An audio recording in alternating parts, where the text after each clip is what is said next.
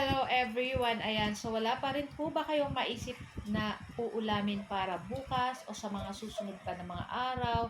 So kung wala pa po kayo naisip, itry nyo po itong ating lulutuin today. Itong ating napakasarap na pork tenderloin strip with corn and mushroom. At talaga naman, patok na naman sa aking mga 3 sons and gustong gusto nila guys. So pwede nyo po itong gawin sa chicken, pwede din sa beef.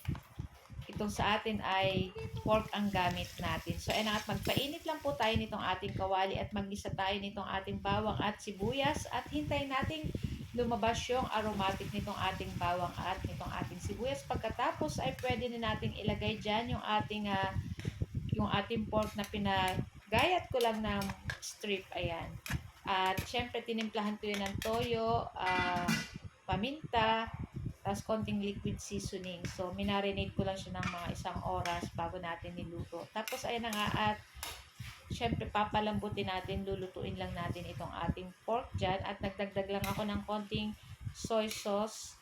So, hindi na tayo naglagay ng paminta kasi kanina nga ay naglagay na tayo ng paminta dun sa ating pag-marinate.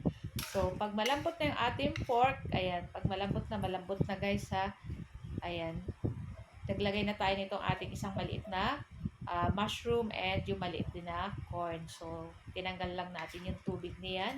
And makikita nyo kung konti na yung sabaw. At hinaluhalo na natin dyan yung ating corn and yung ating mushroom. So, maglagay lang po guys tayo ng butter para mas masarap. Ayan. So, ayan. So, itatry ko din guys itong gawin sa beef. Parang mas masarap to sa beef. Tapos, puro laman lang talaga. Tapos, maninipis yung pakagay, parang pang steak. So, ayan, meron akong tinunaw ditong harina na may konting toyo at paminta, guys.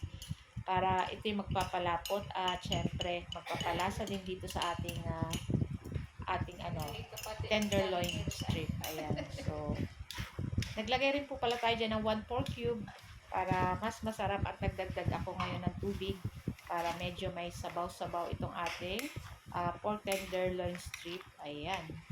Kaya guys, itry nyo na po ito at pwede nyo itong ilagay sa sizzling plate with kanin and may corn pa. Masarap po yun.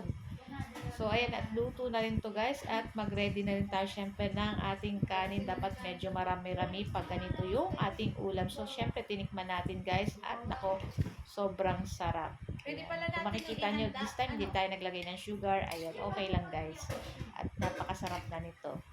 So guys, ayan, ito lang po ang ating video today at sandukin na natin to guys, itong ating napakasarap na ulam. So, samahan nyo na rin po kaming kumain at ayan na. Kain na tayo guys. At kumuha na rin kayo para tikman nyo. Thank you for watching. Bye! Ciao!